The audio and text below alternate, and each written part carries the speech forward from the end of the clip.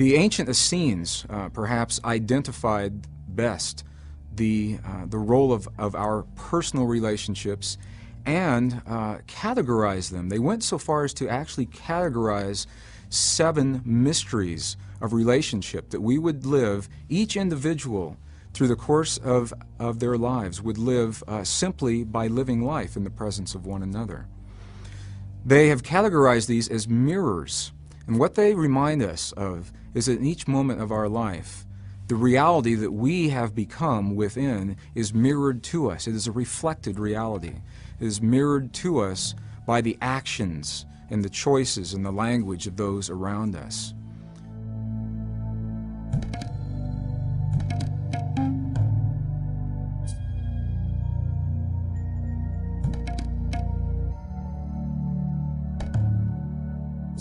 The first mirror of those relationships is a mirror of our presence in the moment.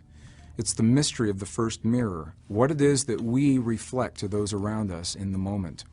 When we find ourselves surrounded by individuals and patterns of relationship and behavior with a dominant aspect of anger or rage or fear perhaps, and the mirror works both ways. It could just as easily be joy and ecstasy and happiness in our lives. If the first mirror is at play, what we're seeing is a mirror of that which we are in the moment, that's which we are radiating to those individuals around us as they mirror or shine back to us that which has been offered, the mirror of that which we are in the moment. The second mirror of relationship is of a similar quality, although it's a little more subtle. Rather than mirroring to us what we are in the moment, the second mirror mirrors to us that which we judge in the moment. If you should find yourself surrounded by individuals who demonstrate patterns of behavior that perhaps frustrate you, push your buttons of anger or rage, and you sense that those are not your patterns, they're not you in the moment, you ask yourself, are they showing me in this moment? And you say honestly to yourself, no, then there's a good possibility they may be showing you that which you judge in the moment, the anger and the rage or the joy that you are judging in that moment. When you find many different people demonstrating the same patterns to you, many different people demonstrating their anger or their rage to you. Have you ever been angry and been in a big hurry to get somewhere and gotten into your car to drive to wherever it was you were going and found that everywhere you went, you made the wrong choices? You made the wrong choice in the teller line at the bank. You chose the slow line. You made the wrong choice on the exit ramp on the freeway. And everywhere when you're driving down the road, you're seeing people that are pulling out in front of you and then doing about 30 miles an hour in a 55. They may be mirroring to you what you are in that moment. We're going to talk about a reflected reality in just a few moments, a reflected reality. Often, the mystery of the first mirror is precisely what's happening. Often we will find people in our presence who are mirroring to us that which we are in the moment, and often that's not the case. And then people say, well, the mirrors don't work. Well, they do work if we have the wisdom to recognize what it is they're saying. A few years ago, I had the opportunity, a rare opportunity, have 3 people come into my life in the same month. Now, that should have been my clue right there. When 3 brand new relationships, very different in nature, all occur within the same month, that's the flag that says something's going to happen here. You better believe it. One of them was potentially a romantic relationship. One of them was potentially a business relationship. One was a mix between a business a relationship and a friendship. Each of them came into my life. Each of them came to me. And that's to have been the second clue. Each of them found me. The romantic relationship, it was with someone who I had worked with. We had spent a lot of time together. We had a lot of common interests, and it was one of those things where it just kind of made sense to be together. It wasn't like there wasn't a powerful magnetic attraction. It was more, it just seemed like the thing to do. The business relationship was especially interesting for me. I was very busy doing seminars, more than full-time. It's like we are now. And there was a gentleman that came to me and offered to do the logistics and to set these seminars up, allowing me, freeing me up to do the things that I was choosing to do more of, and allowing him to do the things that he did best. Sounded like a good plan for me to do that. And the friendship and kind of quasi-business relationship, there was a gentleman, a very talented, very skilled carpenter, who asked if he could house sit on my property in northern New Mexico while I was leading a group to Egypt in the late fall. And I had been looking for someone to stay on the property, and it looked like also a good thing to do. He said that he would like to stay at that property in exchange for his carpentry and caretake. And so all of these happened right about the same time. It was a very, very busy time in my life. And I said, okay, sure. Well, within that month, within the same month that each of those three people came into my life, each of them just about began to make me crazy. They were just driving me right up the wall. And there's a pattern that I had demonstrated throughout much of my life. When things were making me crazy, we call it crazy making, when things were doing that for me, I would use logic. And through my logic, I'd say, oh, Greg, you're just tired. You know, you've been on the road a lot. You know, you're under a lot of pressure right now. Let's see how it is in another week or so, or see how it is in a couple of weeks. And I would go away. I did this with these people, and I'd go away on the trip, and then I'd come back in a week or 10 days, and everything was the same, and I did this again and again. Well, there's a routine that I would do at that time in my life. When I would travel on a trip like this, I would come back through the Albuquerque airport. I'd stop at the ATM, pull out some cash, pull my animals out of the vet, get the car out of parking, fill up the car, and drive approximately 4 hours to our home in northern New Mexico. And on this one particular trip, I came home and I began that routine, and I didn't get very far with it. Because I went to the ATM at 5 o'clock on a Sunday afternoon in the Albuquerque airport, and the ATM machine told me there was nothing in that account. And I knew that it was a mistake. I knew that the account was full because I'd just been approved for a construction loan. It was a business construction loan on my property in northern New Mexico, and that there was plenty of money there, and I would check it Monday morning. So I drove home, and Monday morning, sure enough, I got up and I called the bank, and they said, well, there's no mistake, Mr. Braden. Not only is there no money in this account, you are overdrawn by 71 checks, and there's a $30 service charge in each of those checks. When can you come in and talk to us? I said, well, I'll be right there. One of those checks was to me. And one of those checks was to my dear friend, Jeff Volk, and that's how we met. So now Jeff gets the story. Because Jeff had trusted me and sent me a video. I'm sorry, Jeff. I really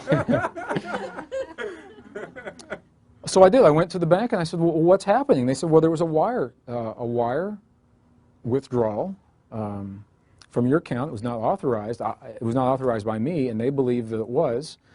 And every penny in that account had been taken, and all the checks had already been written outstanding were now coming back against that account. And when something like that happens, there's really no way to rationalize anything else. You can't do anything else. So I didn't even have enough money to put gas in my car and to get my animals out of the vet. There was absolutely nothing that was there, and I had to go home and look at this. I said, wow, something big is happening here.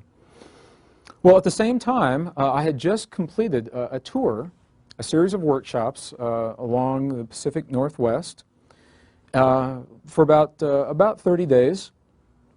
And the people who had offered to set these programs up for me had many reasons why the money from those programs wouldn't come through. They said, well, our accounting isn't done, or we haven't reconciled our accounts, or whatever. Something was happening. And at the same time, the gentleman who was living on my property in exchange for the carpentry, and this is really very delicate for me, and I have to be really careful. I guess the best way to identify this is that he had chosen a lifestyle that not only was what our property was not about, it was illegal in the eyes of the state of New Mexico at that time, And I was asking him to change his lifestyle. Was that delicate? That was good. So all these things were happening at the same time. And I said, if the mirrors hold true, obviously there are some mirrors that are happening to me. What are these mirrors saying to me? Well, I went for a walk. I couldn't do much else. I had to go for a walk that day. There's a beautiful road that goes about 4 miles from our home down to the Rio Grande Gorge, a beautiful wildlife sanctuary. I went for a walk down the road that day. There's a huge mountain. It's called Ute Peak. There are a lot of stories from the Ute Indians about what this mountain, it's a very sacred mountain. It marks the end of their hunting grounds. And I often walk along this road in front of this mountain. I've written whole books, done entire workshops on this road, and I have to go home and put them in the computer. And I asked myself this question. I said, if these mirrors hold true, then there's a mirror that's happening here. What are these people showing to me? And I knew that I had to find a common thread. So I began looking at what each of these relationships was demonstrating. And I went through all kinds of possibilities. And when it was all said and done, what I knew that in each relationship, I knew that there were issues of honesty, integrity, and trust were the three that were really the most outstanding for me. And so I said to myself, if this mirror holds true, if people that are around me are demonstrating these patterns of behavior, are they showing me that I somehow am lacking in honesty, as Jeff may have thought, or integrity, or trust? Is that what they're showing me? And this feeling welled up inside of me before I even got that sentence out of my head and said, no, that's what this work is all about. That's precisely what this work is all about. And at the same time, there was a realization. It was such a powerful, it was subtle and powerful, that came to me, and I realized that they were not showing me a mirror of what I was in the moment, as we'd always been conditioned, as I'd been conditioned to believe. Rather, they were showing me a more subtle mirror, the mirror of what I judged in that moment. The mirror of what I judged in that moment. And that's precisely what was happening. I had a tremendous charge on honesty and integrity and trust. Such a charge that I was not willing to allow it in others. I was not willing to allow that in others. When you have a charge on something, what does that promise? It promises that you'll see it. You'll see it in your life if you've got a charge on it. I had that charge. These three people that came into my life, now I know that each of them was a powerful, skillful master that impeccably held the mirror to me during that time in my life of my greatest charges. And it was relatively concise the way they did that. It could have drawn out over years, and maybe it did. Maybe those mirrors have been shown to me year after year on such subtle levels that I never recognized them. And they became less subtle and less subtle and less subtle until something happened that I could not look away from. And in that moment, I had that mirror. In that moment, I was shown the second Essene mystery of relationship, the mirror of that which we judge in the moment. The gentleman that had invited me to work with him wanted to set up these seminars. The very first moment we met, something interesting happened. We met in the home of a mutual friend in Northern California.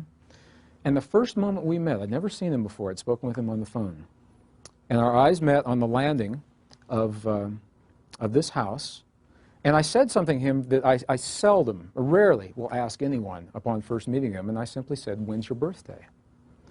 And he said, "Well, my birthday is June 28th, 1954. And I said, "Wow, that's my birthday. The exact month, the exact day, and the exact year." I'm a Cancerian. If you know much about Cancerians, you know that Cancerians live in a world of feeling. Maybe that's why we're exploring feelings this weekend. And I'm a double Cancerian, which means double feeling.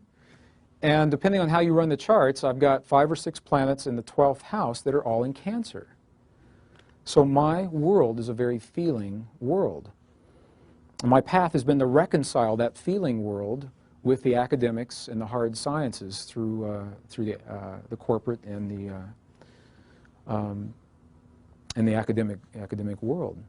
And I looked at him and I said, well, you must have had the same experiences then. Another Cancerian male. What a great person to share this business with. And he said something to me in that moment. He looked me directly in the eyes and he said something to me and I discounted it. I used my logic. And what he said to me was, I'm your evil twin.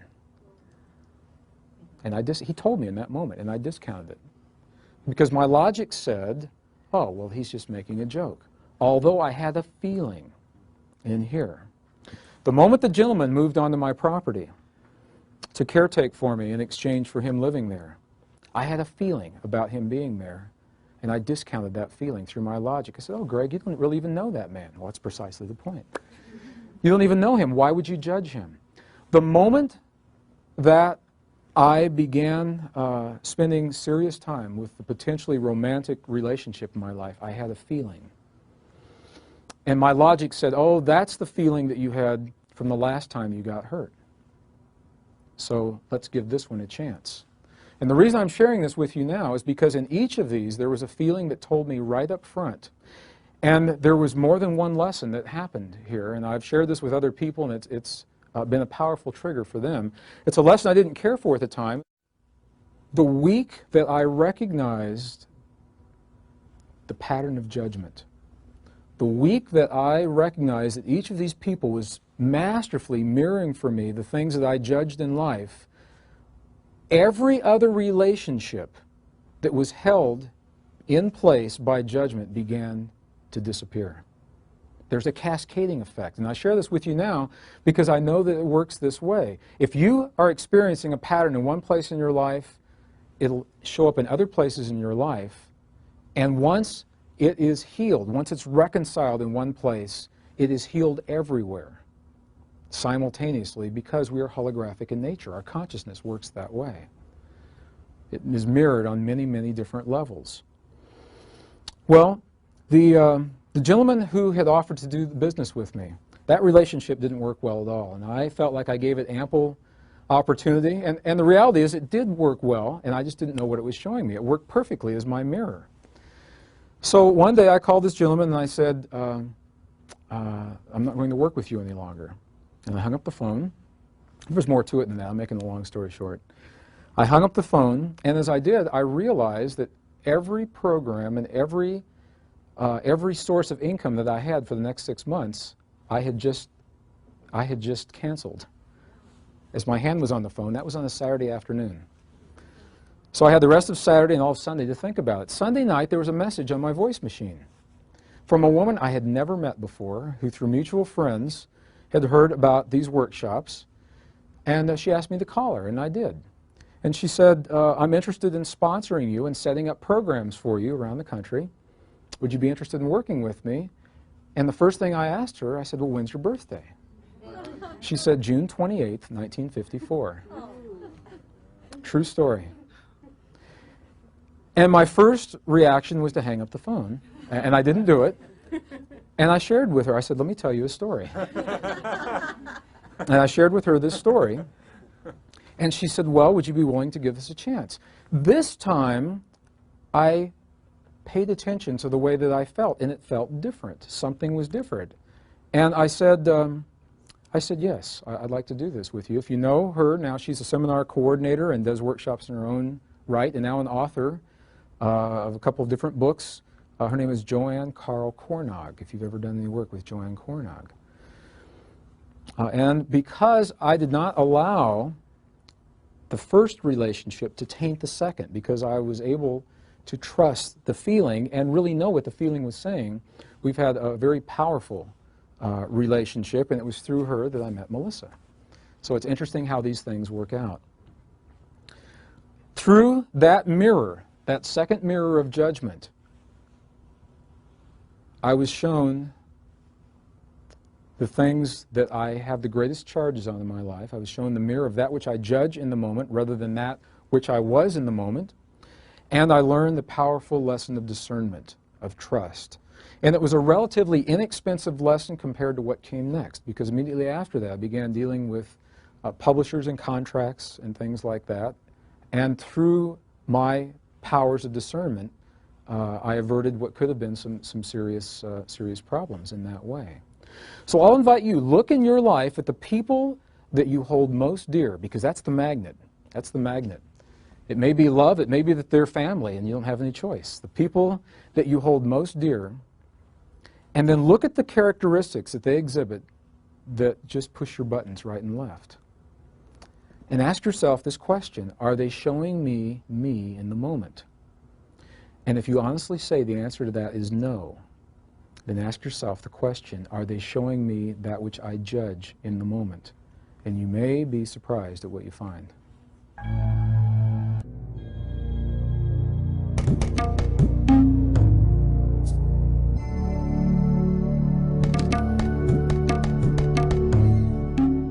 The third Essene mirror of relationship is perhaps one of the most commonly recognized mirrors. This is the mirror that we sense every time we find ourselves in the presence of another individual and we look into their eyes. And in that moment, this magic happens. This electrical charge tingles through our body. Perhaps the hair on the back of our neck and our arms stands up in the presence of this person whom we may not even know. What has just happened in that moment? Well, through the wisdom of this mirror, we're asked to allow for the possibility that through the course of our lives, in our innocence, to survive life's offering, that we give away huge portions of ourselves in the experience of life itself. That through the course of our lives, pieces of ourselves may be lost unknowingly, or perhaps given away knowingly, or taken from us by those who have power over us. When we find ourselves in the presence of another individual who embodies the very things that we have lost and that we are seeking to find that wholeness in ourselves, our bodies physiologically may respond to that. And we'll know that as a magnetic attraction to this individual.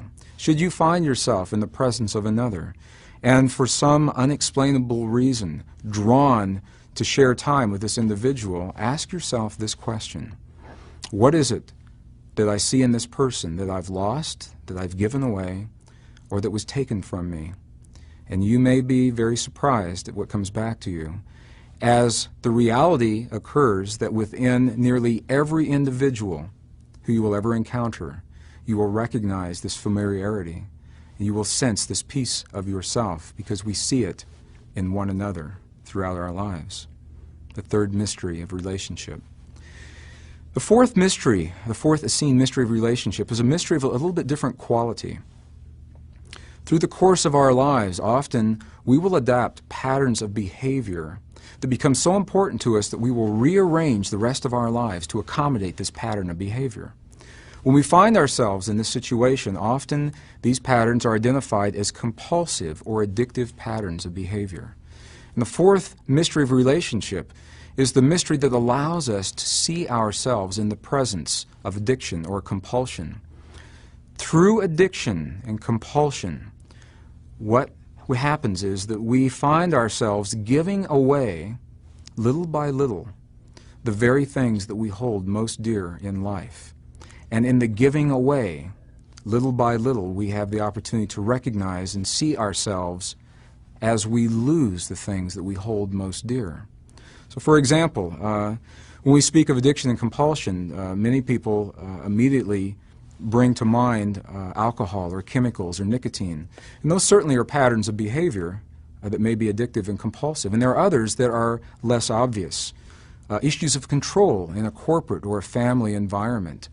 The addictions to sex, always having to have sex, or always having to have money or create money, or abundance in our lives. Those are issues of compulsion and addiction as well.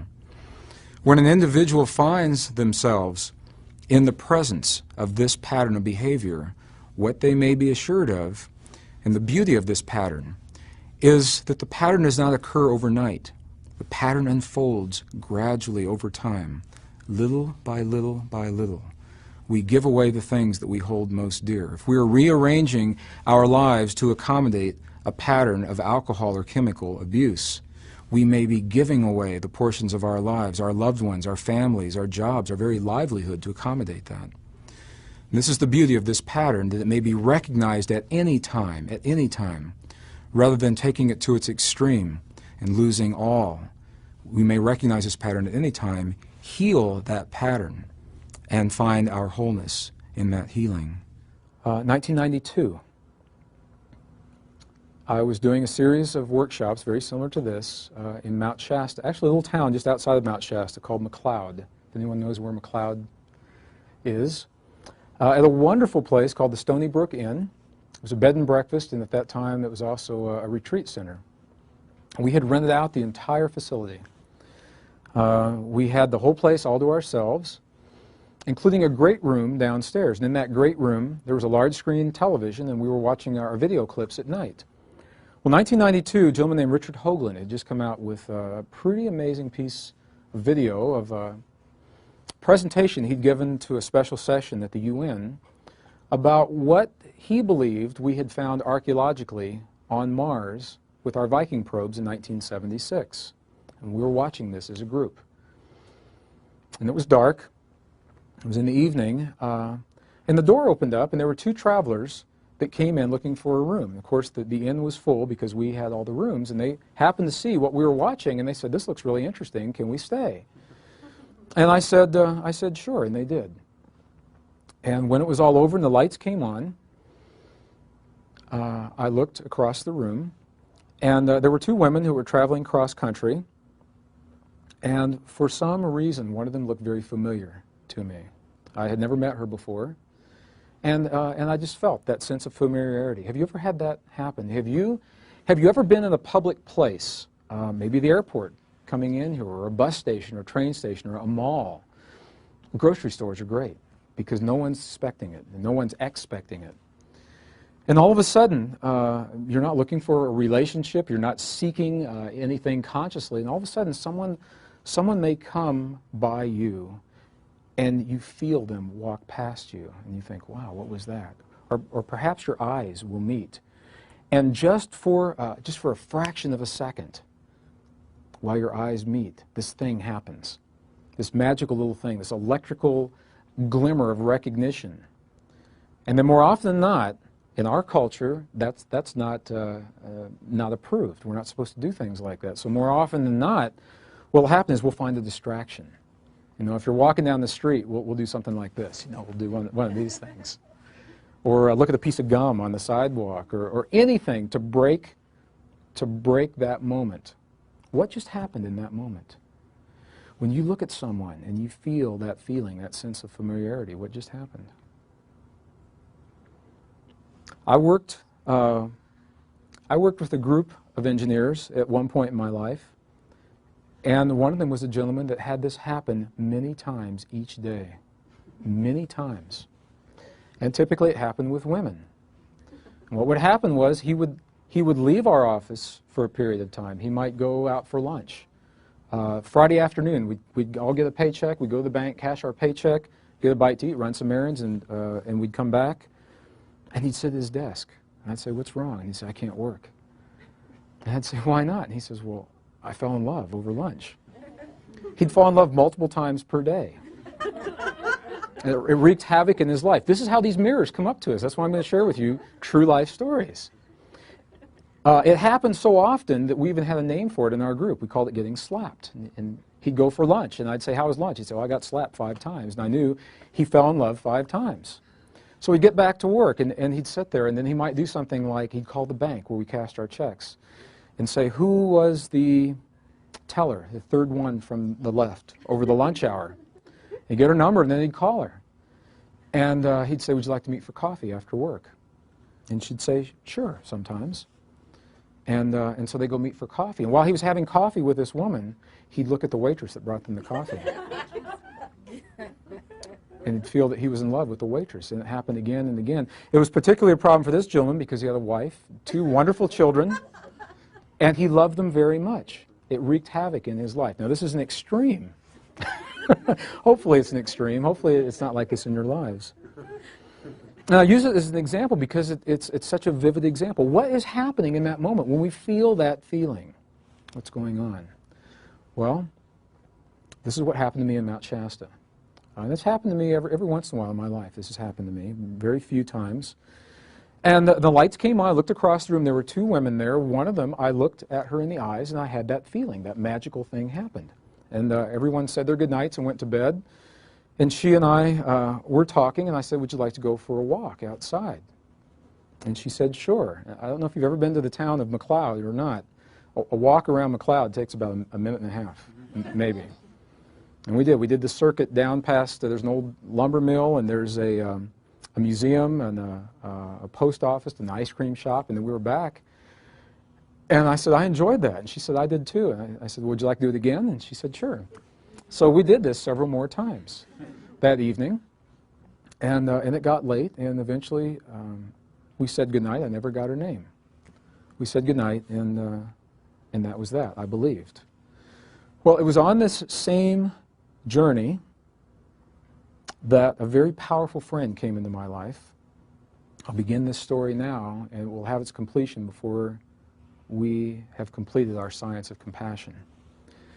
It was underneath the front steps of the Stony Brook Inn that a mama kitty had given birth to a litter. She'd never done this before. She apparently didn't know or wasn't capable of nursing, and all the litter died. They believed. And it was while we were there at this workshop, the mama came out carrying this little bag of fur and bones, and he was still alive somehow, and he hadn't eaten since he'd been born.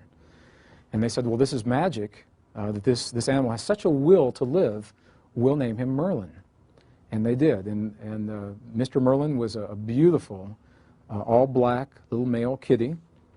It was supposed to be an outside cat. There were no animals allowed inside the Stony Brook Inn. Well, the night that I got there, he found my room. Somehow he got in, found my room. He meowed. I opened the door and let him in. He never left. And he was with me the entire week that I was there. And he was being nursed back to health. We slept together. We dined in my room together. He'd stand on the edge of the sink while I shaved and watch me. He'd stand on the edge of the tub while I was showering, and he'd catch little water drops in his whiskers that were bouncing off my body. And we became very good friends in that short week.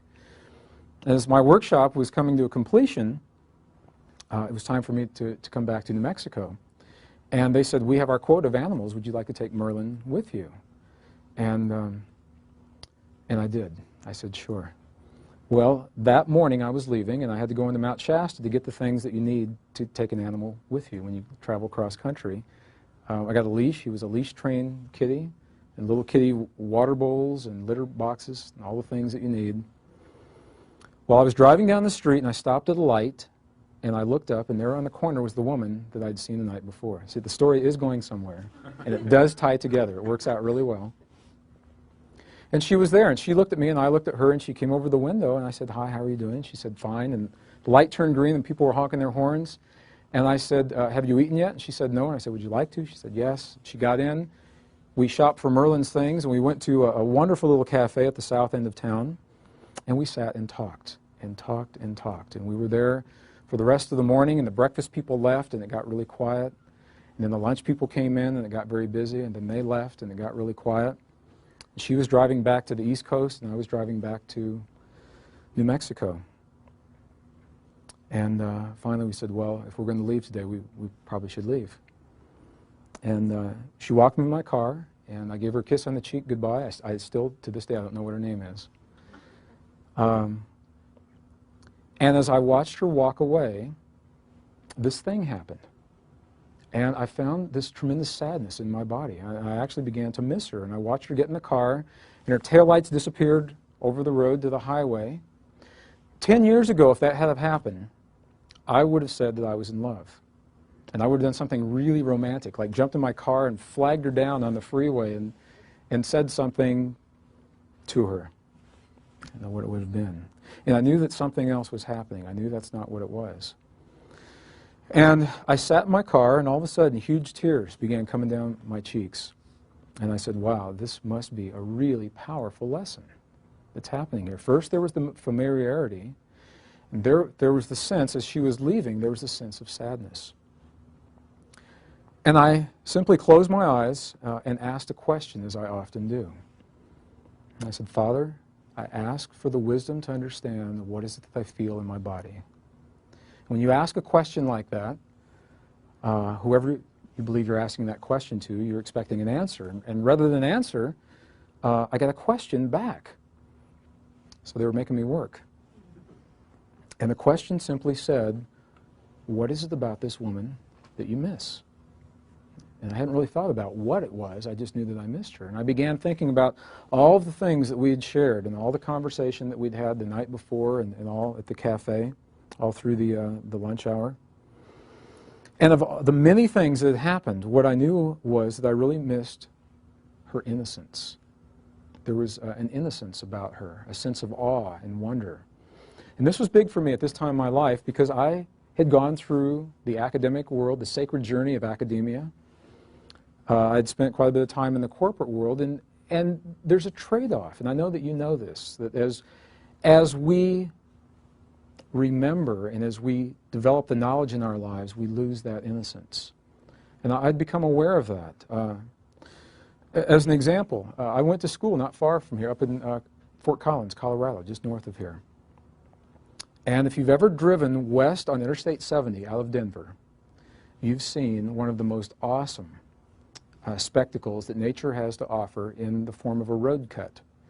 And there's a road cut there where I-70 goes right through the side of a mountain, and all of the layers were tilted by geologic forces about this angle, and they are the most magnificent colors you've ever seen. It goes from the deepest black to a gray and an olive, and then a violet and a pink, and then an orange and a white, and then the whole thing starts all over again. Before I was a geologist, I used to look at that and I'd say, look at those colors. How beautiful. And after I was a geologist, what I said was, look at those magnificent dip angles and the overthrust faults. Because I'd lost a degree of innocence in that respect. And what I knew in that moment, as I recognized what it was that I was missing about this woman, I knew that I was not in love with her, that she had very, very powerfully, in a brief period of time, in just a matter of hours, had held a mirror to me of a huge portion of myself that I had lost in exchange to attain that which I chose to attain in my life. And I believe that we've all done this to some degree.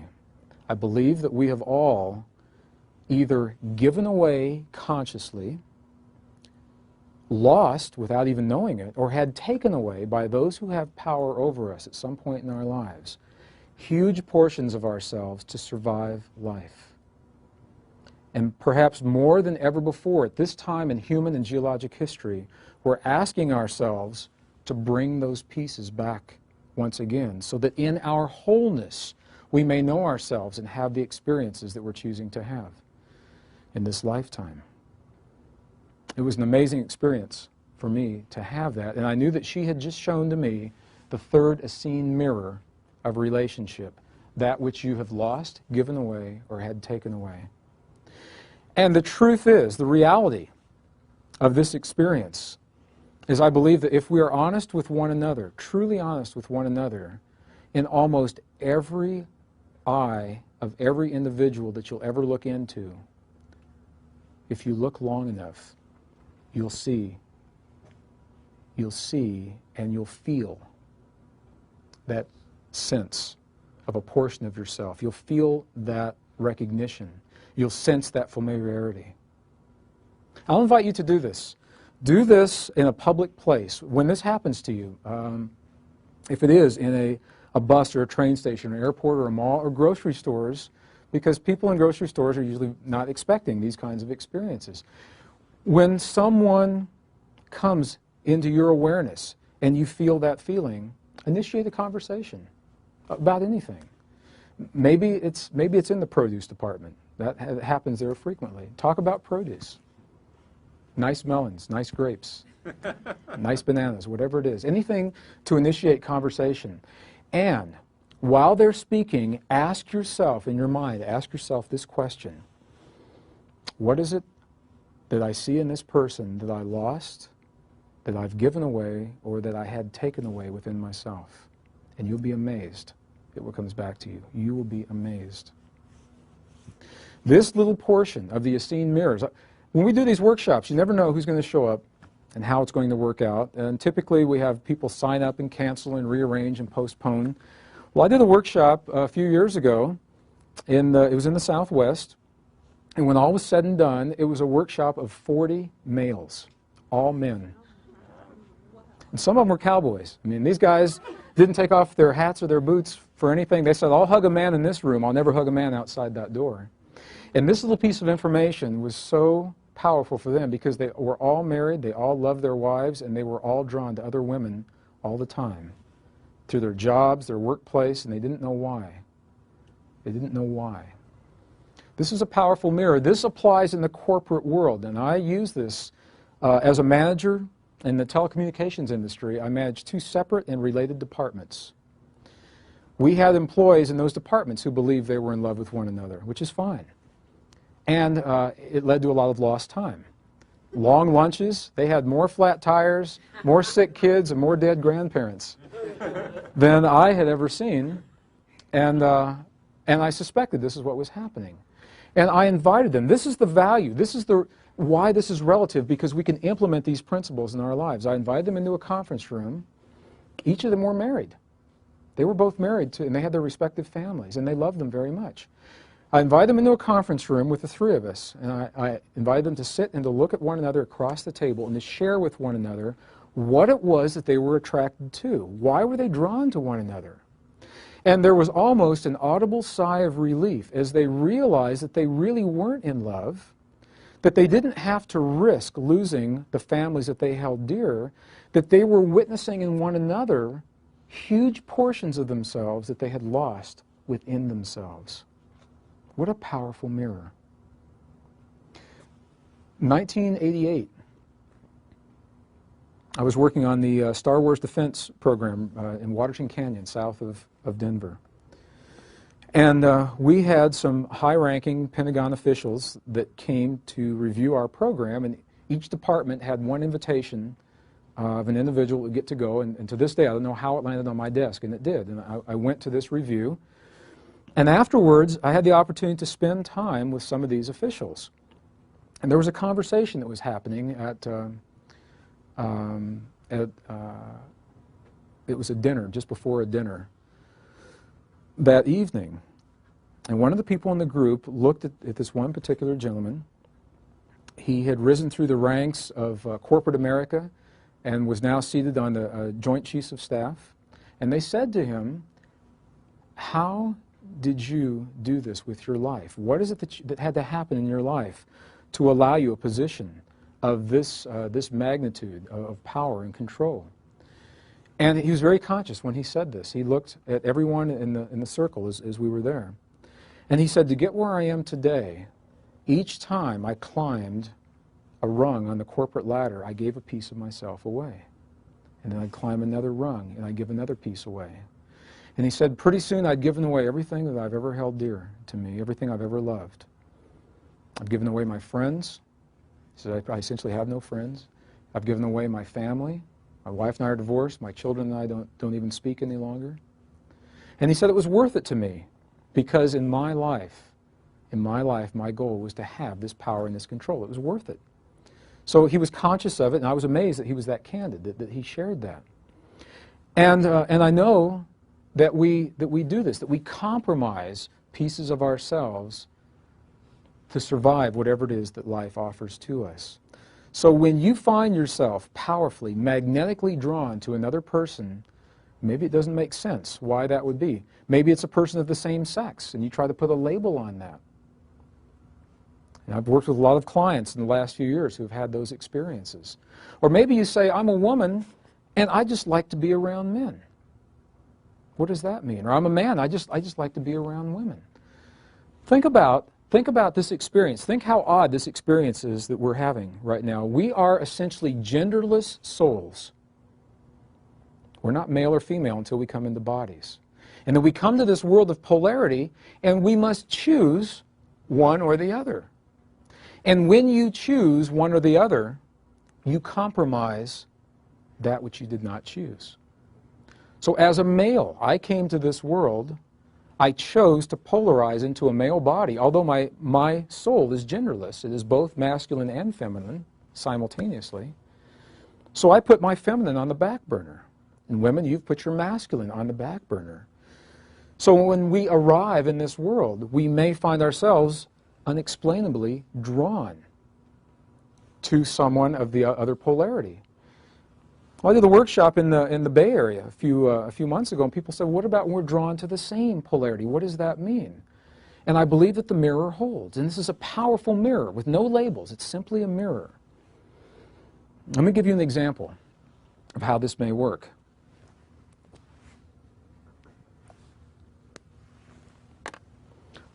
This is a case history that I worked with. What happens if you're a male?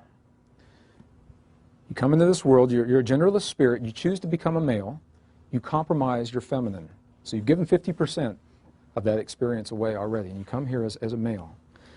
Early in life as a male, what if you live conditions where your masculinity is taken from you? Through abuse, in this particular example, in this case history, through abuse. You gave your feminine away to be here, and once you got here, your masculine was taken from you. What have you got left? Nothing. What will you seek? You will seek to reinforce that which you most identify with at that point in your life. If you've come into this world as a male and that masculinity was taken from you, you'll seek to reinforce that which you have that recent memory of. You may seek time, and this gentleman was seeking time with a male, and it was confusing to him. He didn't know why. And as he began to understand this, it made tremendous sense to him why, and within a few months, he didn't have that orientation any longer, and if he had of, that would have been fine as well, because we're simply dealing with patterns of energy until we place labels on them. Isn't it interesting how that works? We'll seek to reinforce that which we have lost, given away, or had taken away in our lives. So I'll invite you to look at your life, look at the people that you are compelled to be with, and ask yourself, what is it in them that you've lost, given away, or had taken away in your life? And then romance in our culture today, romantic relationships. How many times have you heard of couples that come together because they feel this charge and then the charge goes away? And they say, well, I'm not in love anymore. And the reality may very well be that their love has served them so well, that which they sought in another, they have now healed in themselves, and they will not feel that charge. And at that point, they've served one another so well, they've become that wholeness. From that point forward, they may choose to continue that relationship based on completely different principles, because they simply enjoy one another's company.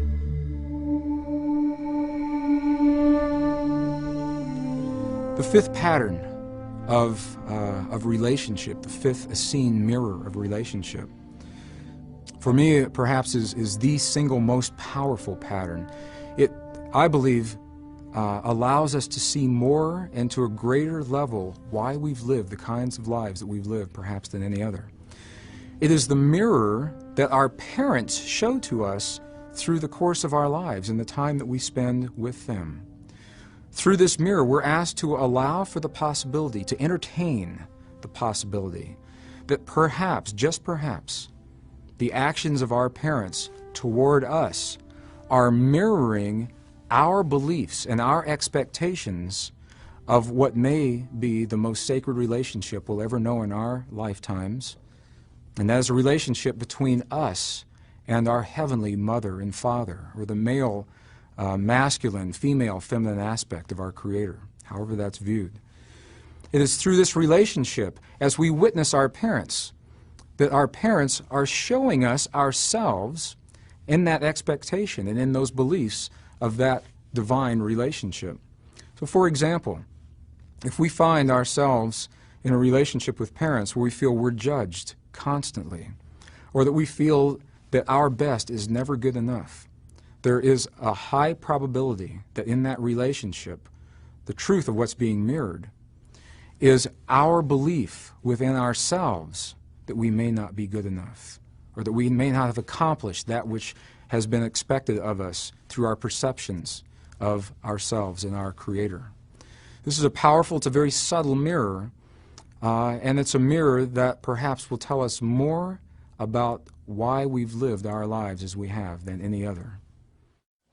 I invited you to share with yourself, and then I ask you to share some with us, characteristics of your primary childhood caretakers. I define childhood up to and including the age of puberty, both positive and negative, and I ask you to do these on the first line of B and on the first line of A. And there's another line below that was should have been left blank, and if it's not, you can write on something else.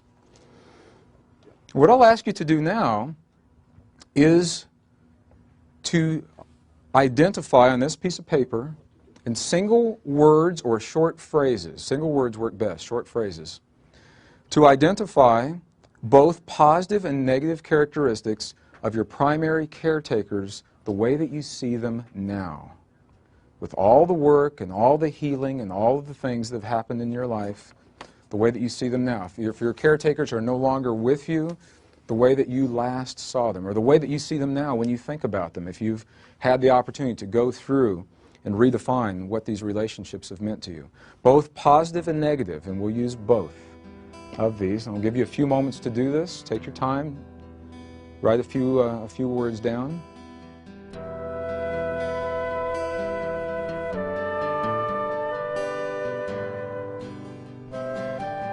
Let's take a look at what we've got. To the degree that you're comfortable in sharing a few of these, what were some of the positive characteristics of either or both male and female caretakers as you see them now? What are some of those characteristics? Vulnerable? Okay. More loving?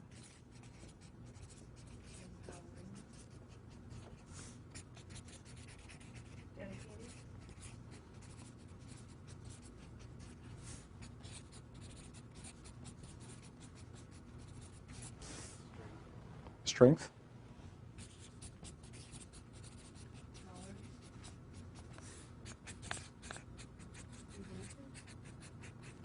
Inventive? Is that like creative?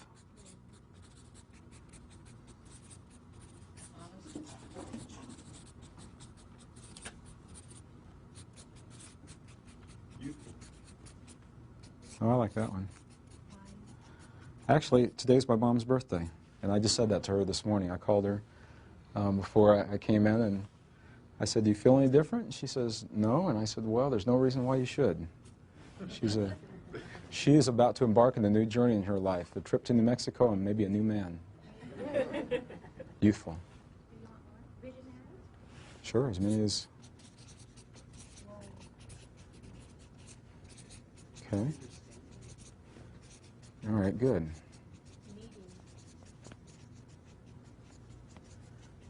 What was the last one? Needing. How is that? You see that as a positive? I see that as positive because before they were kind of closed, not thinking that they needed the love and the attention from their children. So maybe more open. Yeah. Openness. I'll put it right down here. Okay. What are some of the negatives, if there are any? What are some of the negatives? Judgmental. Judgmental.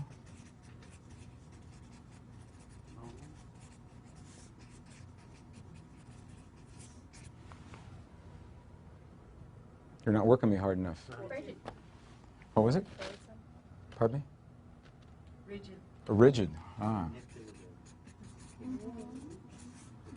So that didn't change from yesterday, did it? That was the way you saw them as a child, and that's the way you see them as an adult. Funny how sometimes it was just like an adjective, like more or less, Mm-hmm. in front of conditions that were Yeah. still, or still. It is. It's real interesting. There are many things that we can do with this. We're going to focus in on one specific aspect. There's tremendous amount of information in here. Prejudice.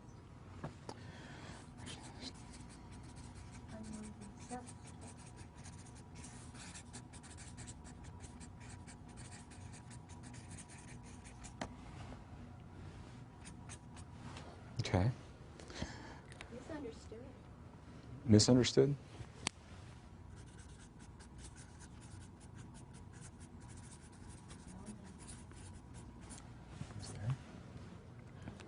Okay, that's good. We have a sampling here.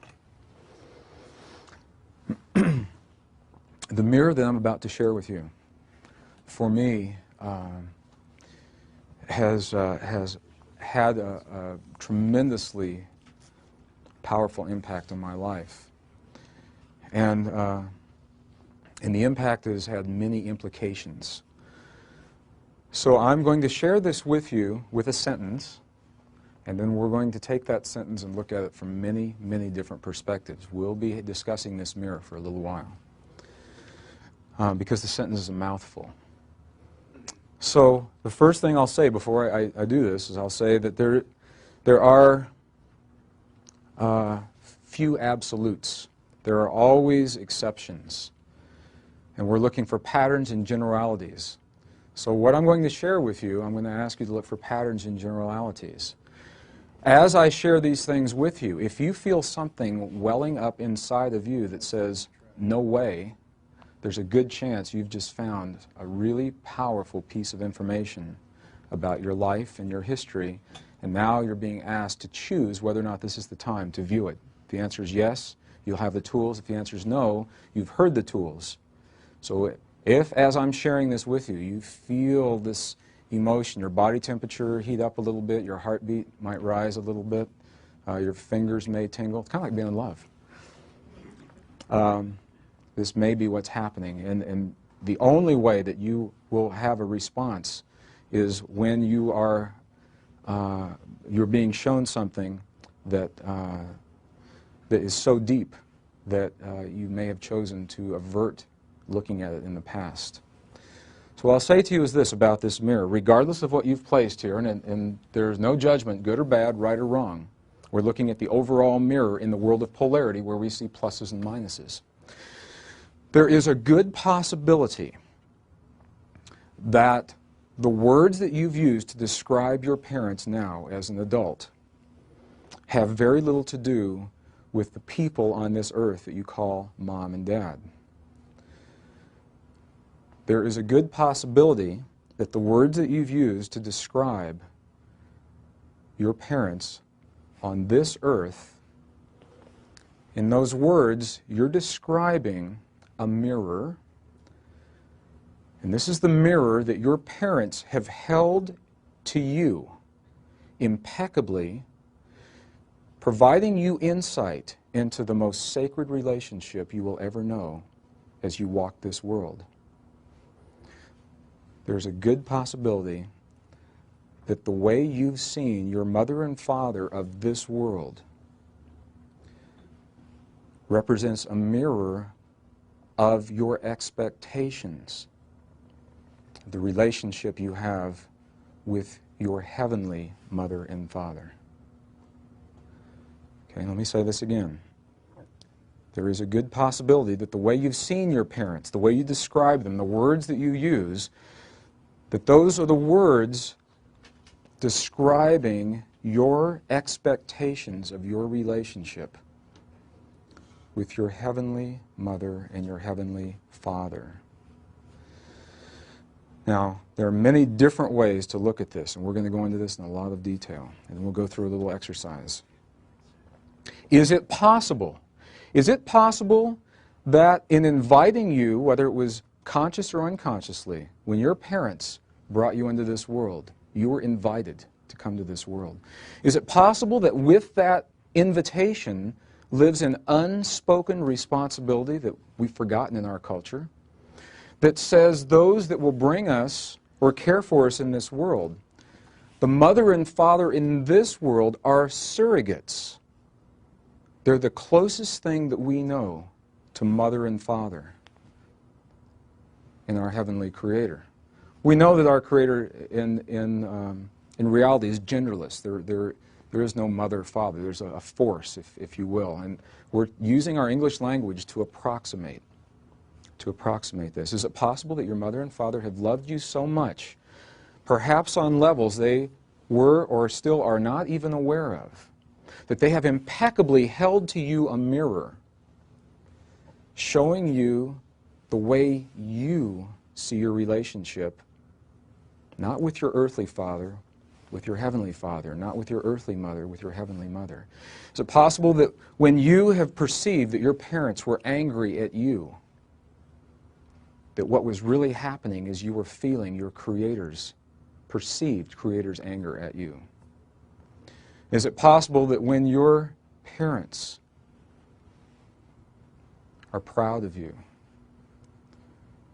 and when they encourage you, and it feels so good, that you're actually feeling that from your Creator? Is that possible? If the mirrors work and if they hold, I believe this is precisely what's happening. I believe there's a good possibility that we love on levels unspoken and so deeply that we will impeccably hold these mirrors to one another. And our parents have done precisely this for us. So I'm not saying that this is an excuse or a condoning for any patterns of behavior that our parents have ever demonstrated, and we'll go into this whole thing. I'm simply asking you to allow for the possibility that the relationship that you've had with those who have cared for you, your parents, maybe you were adopted, maybe you were in foster homes, whoever it was that assumed that responsibility for you, they have held the mirror, allowing you to see. We don't get up in the morning and say, I wonder how my relationship with my Heavenly Creator is going today. Typically, we don't do that. We're focused in living and breathing and surviving and providing for one another in this world, and it's in this world where we see the mirrors exemplified. So I'm asking you to allow for the possibility that those who have consented to care for you in this world, possibly on an unspoken level in that caring, that they've held this mirror, and this mirror has shown you your beliefs and your expectations of how you believe your Creator sees you and how you see your Creator. How do you feel about the possibility that your parents have held this mirror for you? Does it make any sense, first of all? Let's try something. Let's try something. I invite you to close your eyes. Close your eyes. Take a deep breath. Deep yogic breath. Yogic breath is where you push your tummy out. When you inhale, that means your diaphragm just dropped. Okay, and then pause briefly. Don't be in such a big hurry to get rid of that breath. And when you do exhale, tighten your tummy muscles a little bit. Just take a deep yogic breath. Okay. Now in your mind, I'll invite you to say to yourself, consent to feeling in your mind. In your mind, say, I consent to feel. I allow myself to feel.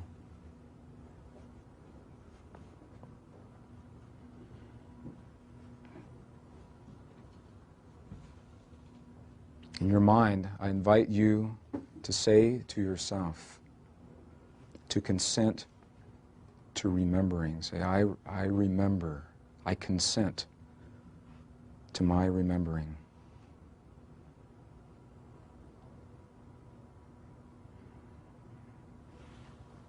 And now I'll ask you a question. If someone came to you on this day and said to you that you had 1 minute left in this world, and after that minute, that you would no longer be present in this world or communicate with those that you love and hold most dear. And in that 1 minute, you could say anything that you would choose to say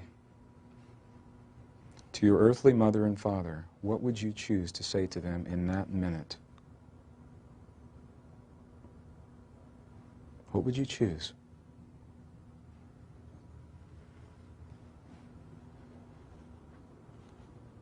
I'll invite you to share those words with me. What words would you choose in that 1 minute? Thank you. Thank you. Be happy. Pardon me? We are one. Be happy. Be happy. I'll see you soon. See you soon. I love you. Certainly, I love you. All right. If someone came to you and said to you that you had 1 minute left in this world with those that you love and hold most dear, and in that 1 minute, you could hear from your mother and father anything, what would you most choose to hear from your mother and father? What would you most choose to hear from your mother and father?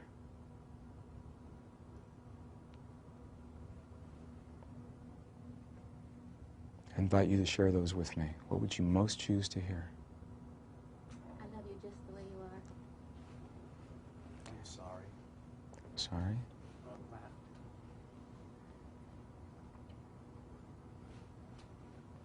Okay, with your eyes closed, take a deep breath. And I invite you to listen. If in that 1 minute you were able to hear anything, I'll do gentlemen first. Gentlemen, if you had 1 moment in this world and you could hear anything from your Creator, you heard your Creator say, "My son, I'm proud of you. My son, I love you. You've done well. Thank you, my son." Ladies, if you could hear, "My daughter, thank you. You have done well.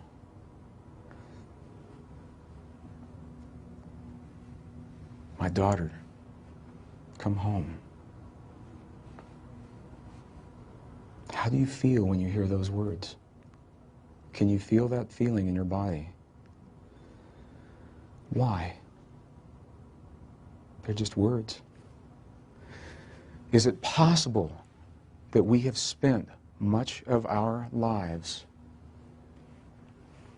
believing that we were seeking the love and the respect and approval from our earthly parents because they're the closest thing that we know to our mother and father in heaven? And the reality is that we have always felt at a deep, deep level it's our mother and father, Creator, that we're seeking to hear the approvals from. Is that possible? If that's so, then that has just told you a tremendous amount of information about why you've lived your life the way you've lived it and how you've lived your life. And how you've lived your life. I did a workshop in Mount Shasta a few months ago, and we did this program, and we came to this part of the process. And there were about 230 people in the room, and there was a gentleman who raised his hand, and he said, "This is ridiculous. This does not work for me at all." So right there I knew something was going to happen. And I invited him, and I said, "Are you comfortable sharing this with 229 other people in the room?" And he said, "Sure." He said, "This mirror doesn't work for me at all. Just no way." And I said, "Tell me about your father." And he says, "I don't know anything about my father. I never knew my father. He left before I was born. I don't know who my father is." And I said, "Tell me how you view your heavenly Father." And he says, "There is no God. I don't believe in God." And I said, "The mirror stands. The mirror stands. By having no father in your life, the man that deserted you mirrored, even at that young age, your belief and your expectation that there is no Father in heaven, and now your life path has been spent seeking to prove or disprove that. You've now had to come to terms within yourself as to whether or not there is a Father in heaven. And by your father leaving you early in life, he pushed you to the edge of who you believed you were and asked you to redefine that. And he said, "Oh my God." It's the first time he had seen it that way. My mother and I have had this discussion a lot. Her father lived to be between 94 and 96. We're not certain because he lied about his age during the Depression and then he forgot later in life. So we're not sure precisely how old he was. He just passed away in January. My mother was divorced in 66, and she spent pretty much each day of her life making a couple of trips to see her father when he was living at home, in his home. At the age of 80, he developed a condition as a male that typically affects women in their 30s. It's called myasthenia gravis. It's a condition where his body produced a chemical that would intercept the signals between his brain and his muscle. So he'd think the thought, and his muscle would never get the thought. And he required round-the-clock care and many different kinds of medications for that. And the doctors said to us at that time, we doubt that, for my mother, he said, we doubt your father will live much longer. Well, he lived until he was 94, if that condition, and they never understood why. They never really understood what kept him going all that time. Well, my grandfather just passed away in January, and Mom and I had this conversation. She said, why was my daddy here so long? It hurt him to be here. He wasn't happy in life. And I said, are you willing to look at this mirror? And I'll use this as an example. She was an only child, and all through her life, my mom has said things to me like, how can God let this happen? Or why would God allow this kind of thing?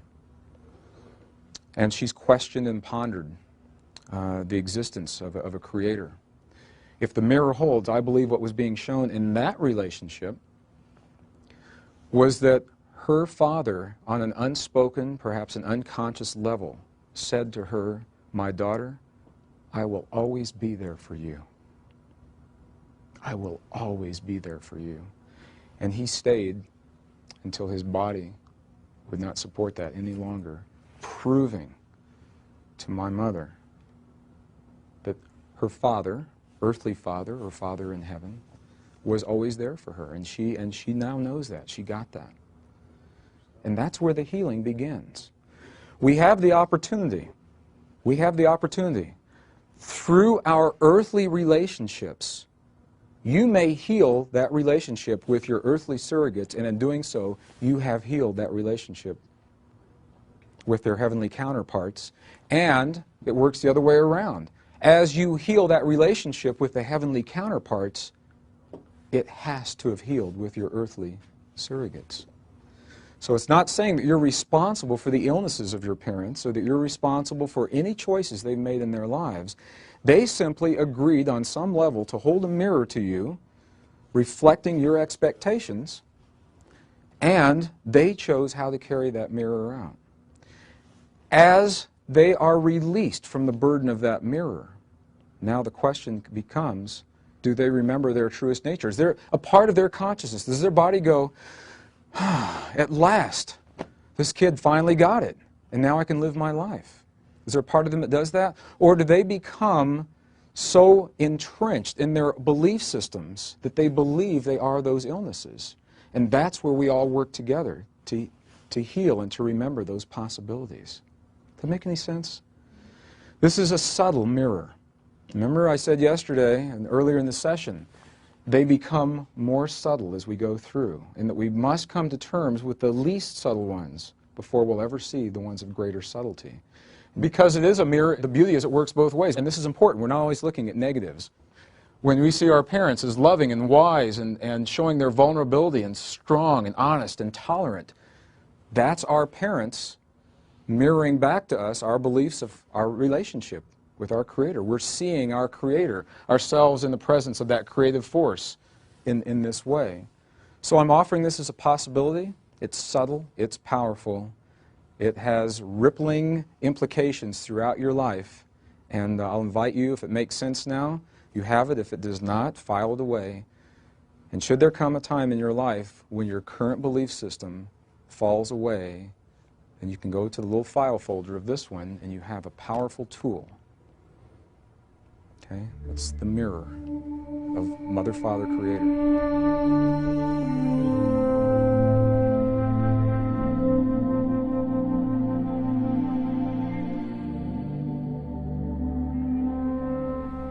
The sixth Essene mirror of relationship is a mirror that has a rather ominous name. The ancients call it the dark night of the soul. And clearly, the mirror does not have to be as ominous as its namesake. Through the dark night of the soul, we are reminded that life has a propensity toward balance. Nature has a propensity toward balance. And that it takes an extremely skillful, masterful being to upset the balance in nature and to upset the balance in our lives.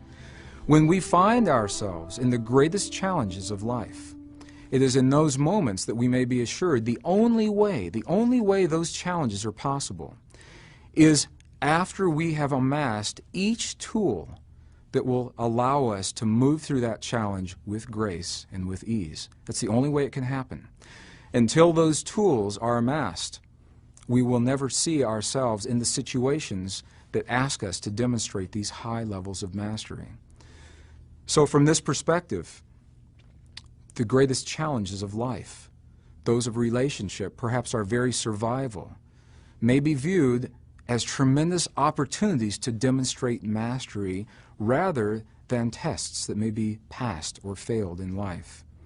And it's through this mirror of the dark night of the soul that we see ourselves naked, perhaps for the first time, without the emotion and the feeling and the thought of all of the constructs that we've created around us that we believe keep us safe in life. And it is through this dark night of the soul, perhaps for the first time, we have the opportunity to see ourselves in that way and to prove to ourselves, to demonstrate to ourselves that the process of life may be trusted and that we may trust ourselves in life. The dark night of the soul is an opportunity for us to lose everything that we've ever held dear in our lives and to see ourselves in the presence, in the nakedness of that nothing. And as we climb out of the abyss that is left from everything that we've lost, and we see ourselves in a new way, that is where we find our highest levels of mastery. The ancients talk about the dark night of the soul very clearly. I had a client that came to me when I was working in the Bay Area. He was a software engineer, a brilliant software engineer, a young gentleman. He was married, had a wife and 2 children, 2 daughters. And he loved them all very much. And in his software environment, his skills were in such demand that pretty soon he began traveling tremendously. First, he was going to technical sites, and he began doing trade shows, tech-supported trade shows. He saw less and less of his family, and the few times he did see his family, he felt like he didn't know them. There was little to talk about on the weekends. He didn't know what his kids were doing in school. His wife and he, their communication was lacking. Into his department, the company moved another engineer. It was a woman from Los Angeles, same age. They began sending them as a team to these different programs, and it wasn't, you see where this is going, it wasn't long before he believed that he was in love with this woman. And she believed that she was in love with him. She applied for a transfer back to her home office in Los Angeles. He did the same thing from San Francisco and was given a job in L.A. His department was very upset with him. His friends thought he was just out of his mind. His family was devastated. And he said, well, you know, I'm sorry that I've hurt these people, and that's okay. I'm off to my new life. So he went to Los Angeles, and they were down there about 3 weeks, and the woman came home one day and said, you know, this isn't the relationship I thought it was going to be. I'd like to end it. He was devastated. What universal fear did he just get lit up? He was devastated when she asked him to leave. He began performing poorly at work, and he was put on probation, and he didn't get any better. The company asked him to leave.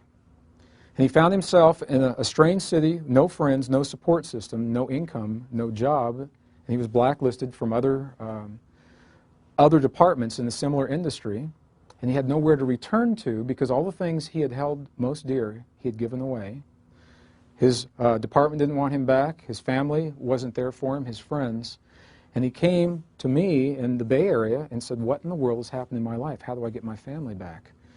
And I said to him, in all sincerity, congratulations, because the only way something like this can happen in your life is when you've attained the highest levels of mastery, and in that mastery, when the last piece of the mastery is put in place, that's the opening in creation that says, now this gentleman is ready to demonstrate this level of mastery over whatever it is that he's created in his life. When life looks the worst, when we're faced with the greatest challenges of health or relationship or survival, what I know is the only way, it is only possible, we are only possible of creating those situations for ourselves after we have amassed all the tools required to gracefully see us through that experience. And your mom knew this, and she always told you. She said, God never gives you more than you can handle. Did your mom ever tell you that? God never puts more on your plate than you can handle. And I've seen this happen time and time and time again. Issues of health, life-threatening illnesses, emotional implosions, for lack of a better word. And what I know is this, that there is a propensity for balance in our lives. We have a tendency toward balance. And we have to work very, very hard to upset balance. And as masters, we all know ways to do that. As masters, we have developed ways to create tremendous imbalances in our lives. And in the imbalance, that's the impetus for us to demonstrate the level of mastery that we have attained. We're offered an opportunity for which we have no point of reference. No one to ask, no one to go to. We've never had the experience before. And in that no point of reference, all we have is ourselves. And that's where we're asked to reach down into the deepest levels of our being.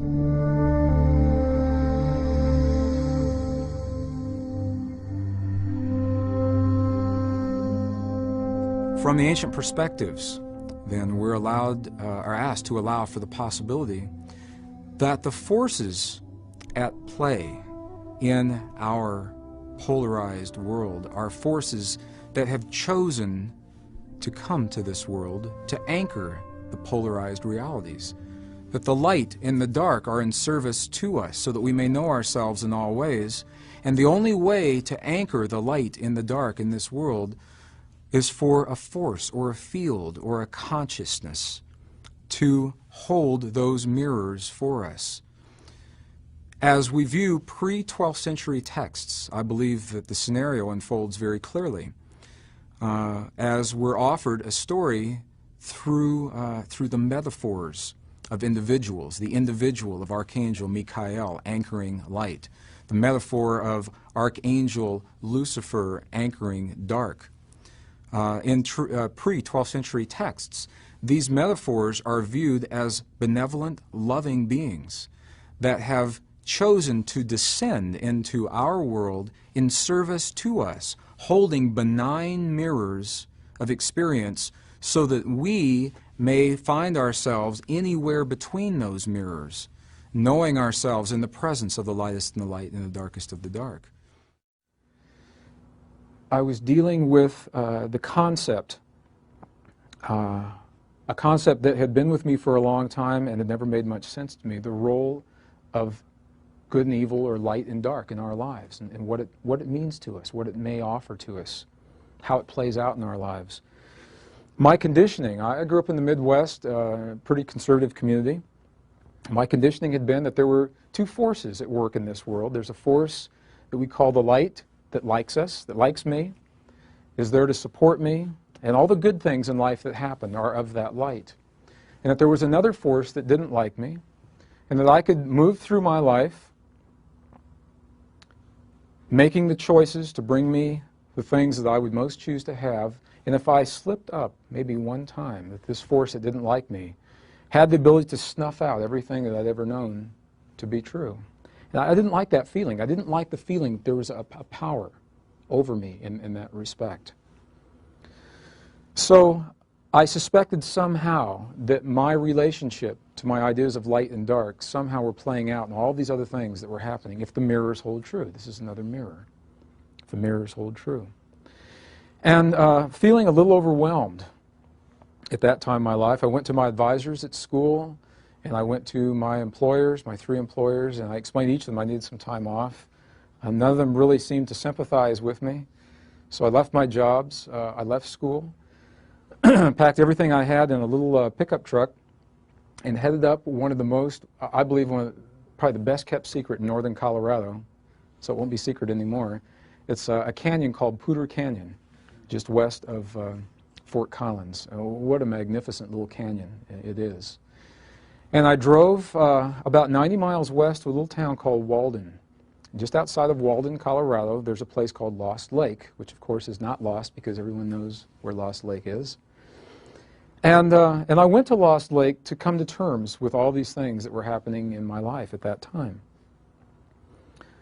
And it was one of those times in life where maybe the goals and the expectations are a little greater than the reality of what's going to happen. I said, well, I'll set up camp here on the edge of this lake. I'll live off the land. If you ever choose to live off the land, take backups. It's always a good idea. Take something. And I did not. And I did. I set up a little camp on a beautiful pine forest floor right on the banks of Lost Lake. It's right around 10,000 feet. It was beautiful. It still is. It's just a beautiful place to be. And during the day, I would just kind of putter around. I'd do my prayers and my meditations, and at night I'd start a fire and cook dinner, and I'd do my prayers and meditations, and not much happened for the first 2 days. Nothing happened for the first 2 days, I'll just tell you the truth. And on the third evening, I did something different. And it's something I'd never done before then, and I now know that there's actually a name for it in the indigenous traditions in North America. It's called the Dream Fire Ceremony. And what I did differently was that after dinner, in the fire that was in front of me, instead of closing my eyes and doing my prayers and my meditations, I left them wide open. And I gazed into this flame until I found a very comfortable place. And there's a little place right at the top of the flame, and then there's a little space, and then the rest of the flame is there. And I know that you know where it is. You've seen it in candles, you've seen it in matches. There's a magical place. That is a magical place. It allows us to relax and move into an altered state of awareness, sometimes without even knowing it. And that was what was happening to me that evening as I began this Dream Fire ceremony. And I didn't know at that time that it even had a name. And with my eyes wide open, I asked a question that I had asked many, many times before in my life. And I said, Father, I ask for the wisdom to know of the role of light and dark in my life, and my relationship with them at this time in my life. And when I ask questions like that, generally I expect answers, and there was no answer. Rather, there was a question that came back to me from a voice that by that time in my life was very familiar to me. In 1959, I'd had 2 near-death experiences the same month, in July of 1959. In each of those near-death experiences, I came to know a voice that has been with me from that time forward, and that voice is what I was hearing in this Dream Fire ceremony. And the voice asked me a question rather than give me an answer. It simply said, how may you know the forces of light and dark and the role that they play in your life until you actually know what the forces of light and dark are? And I thought about that. And it made sense because all I really knew is my conditioning, what other people had told me, what I'd seen in books, and what limited experience I'd had up until that time in my life. My experience didn't match my conditioning, and that was where the confusion came from. So with my eyes wide open, I asked. I asked to know what the power of darkness in our world is really all about, from a first-hand perspective. And almost immediately, in my mind's eye, images began to race through of all of the hideous characters that I had seen in textbooks and in my family Bible, loosed, saggy-fleshed individuals, very discolored bodies, usually bloodshot eyes. And I began to see these things in my mind. And when you're in a campfire around 10,000 feet late at night by yourself, you can conjure up some pretty amazing images. And I did that. Well, what happened next was completely unexpected. Because as I was envisioning those things in my mind, an image began to coalesce in that magical place in the flames in front of me. And it frightened me. And I thought about getting up and leaving, and I did not. I looked down and blinked my eyes, and when I looked back up, it was still there. Now, I'm not suggesting that this is a reality. What I'm saying is that this is my experience that led me to an understanding. I'm going to share this with you. I watched this image as it coalesced, and it became denser and denser and denser until I could see that it was the head and part of the chest of a being that I had seen in my mind's eye, hovering in the flames in front of me, and it was looking away from me, fortunately, which gave me an opportunity to study what this phenomenon was that was happening, this thing that was in front of me.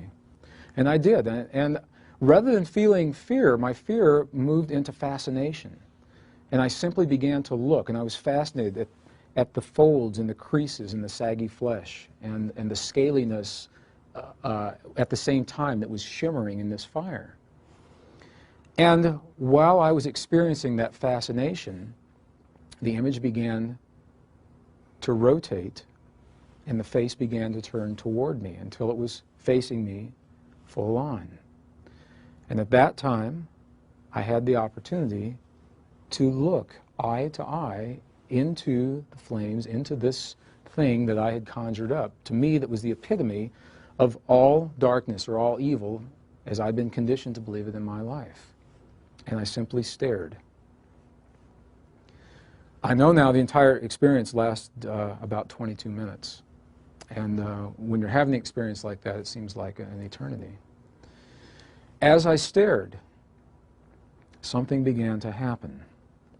And the image of the epitome of evil, what to me was the epitome of evil in the flames, began to change, and it got softer and softer and softer.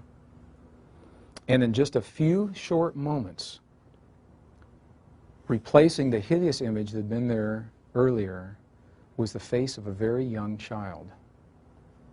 Neither male nor female, it was simply a child that was in the flames. And the child looked at me. And as I looked at this child, I felt this tremendous sense of sadness well up from within me.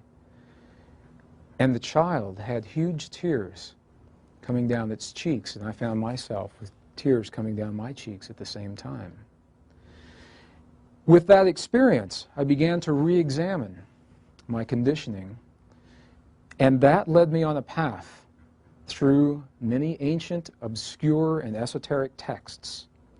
And what I'll share with you now is what I believe is perhaps the greatest potential of our healing, of any illusion of separation between us and our world and our Creator,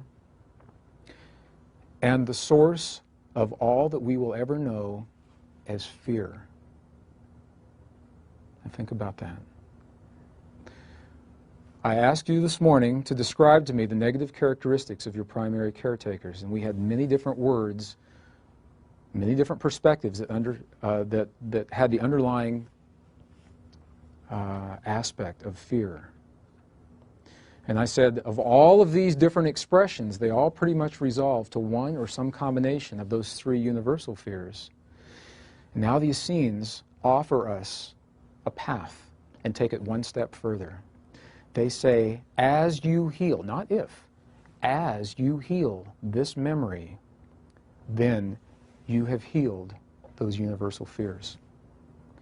So in simply healing a single memory, fear is no longer possible in your life. In simply healing a single memory. Well, let's take a look at that memory.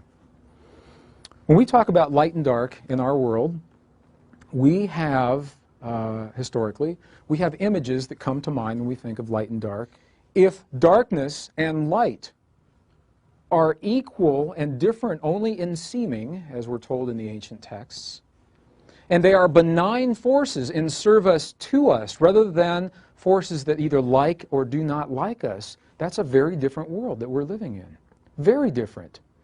It is only possible for you to feel judgment and rigidity and anger and selfishness and abuse, control issues, or to have those experiences within yourself if you still have allowed for fear in your life. The only way that fear is possible is if you believe that dark and light are separate from one another and that the darkness is something other than our Creator. If you allow for the possibility that darkness is part of our Creator, just as light, however you view your Creator, it makes no difference. If you allow for that possibility that there's a single source of all that we'll ever know in our world, and it has many different forms of expression, it is impossible to fear. Your body mirrors your belief in the relationship between light and dark. Your body mirrors your belief. Illness is only possible if you believe that those forces are separate. Death is only possible if you believe those forces are separate. And as you allow for the possibility of the marriage of those two forces in service to you, your body mirrors that biologically. You mirror that through your immune system. You mirror that through the way your cells rebuild themselves. You mirror that in your relationships with one another, and life becomes very, very different. Because it is no longer possible to fear or to hate if all there is love in our world. What I believe has happened is that here we are in this paradigm. We have had such a tremendous acceleration of technology out here. We now witness the moment of conception live in a human womb. Not a still photograph. We witness it live. We have witnessed DNA passing between a sperm and an egg. We have peered into the depths of the quantum world of the atom, and we've sent these extensions of our perceptions deep into interstellar space beyond the boundaries of our solar system, on the one hand. And on the other hand, we're still trying to reconcile what happens in our world in terms of forces in dark and light, good and bad, devils and angels. I believe that path has served us very well. I bless that path. And I believe that very rapidly you've outgrown that path. And now, because that path has served you so well, it's brought you to the point, all of us, we're all in this together, it's brought us to this point where we may redefine now what the events of our life mean. When we witness, you turn on the 6 o'clock news and you see something that has hurt you, what do you do with that? How do you reconcile that? You say, if all that's here is love, and I'm witnessing 10,000 Rwandans massacred, laying dead on the side of the road by their own people, how do I reconcile that? What does that mean? Or typically what you'll hear is, how can God let that happen? Well, if we allow for the possibility that there's a single source of all that is in this world, then you have just opened the door and paved the path. You're allowing for a much greater possibility that the ancients called the science of compassion. Until we can reconcile those two forces, compassion may not make a lot of sense.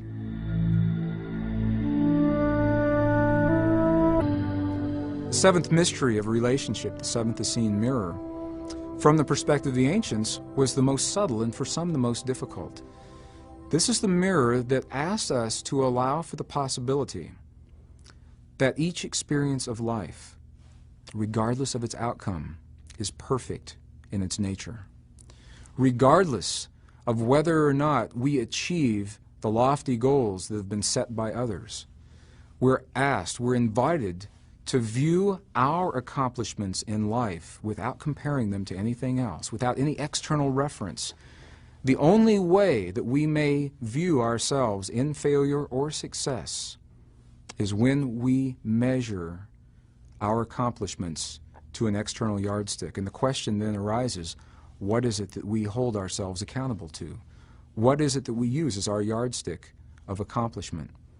From the perspective of this mirror, we're asked to allow for the possibility that all aspects of our lives, each aspect of our personal life, whether it's our body shape or our body weight, or our academic or business or athletic achievements, are perfect as they stand, and we will see that they are, in fact, that way, and can only be judged when they are compared to an external reference.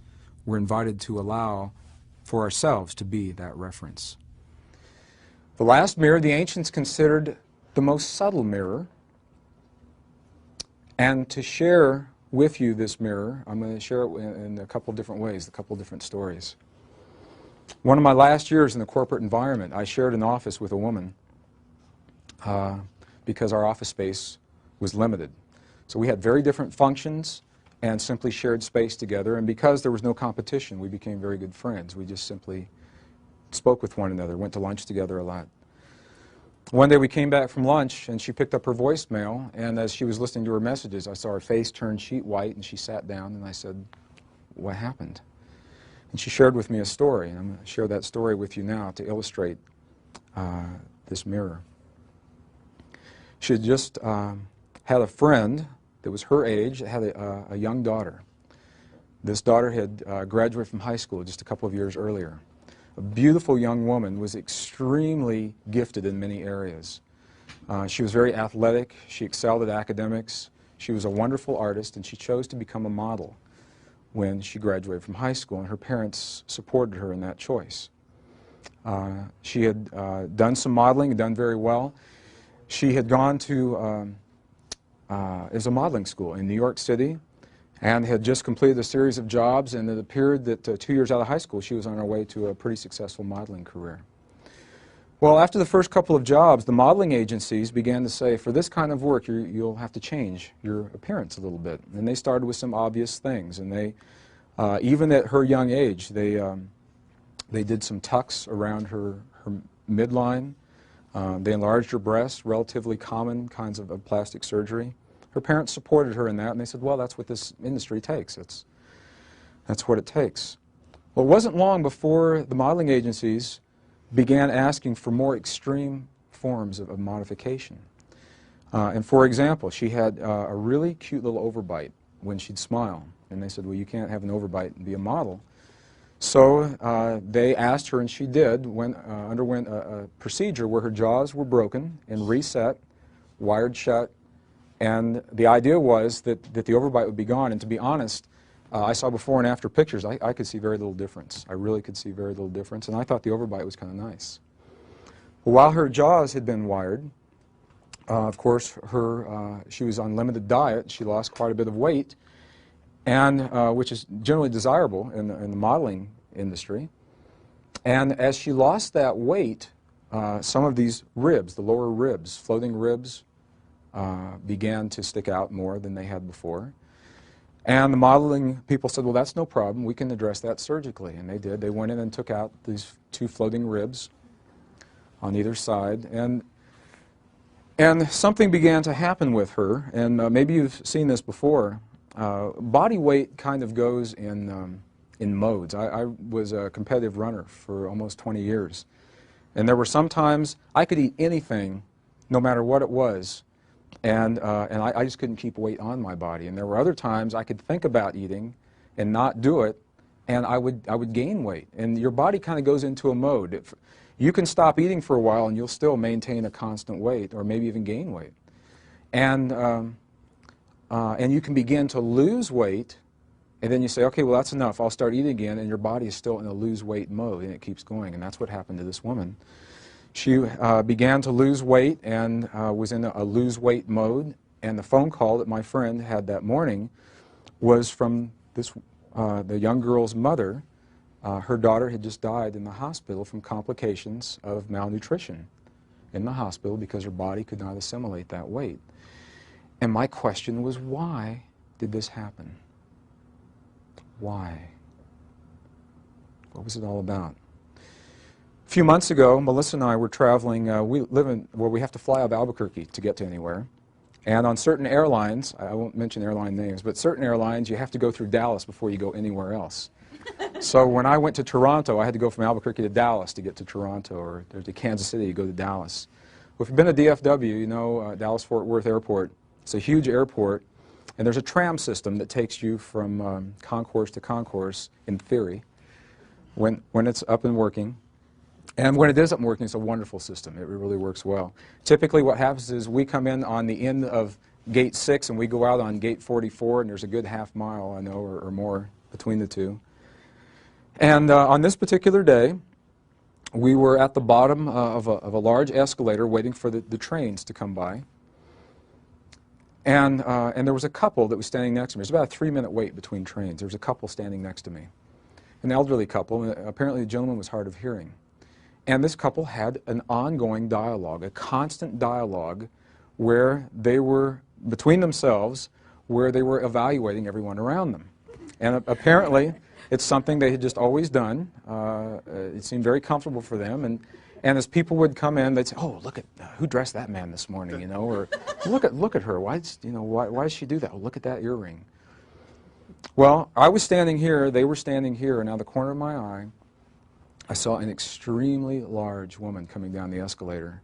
I had a client at one time that weighed about 450, and I know that this woman was real close to 400 pounds.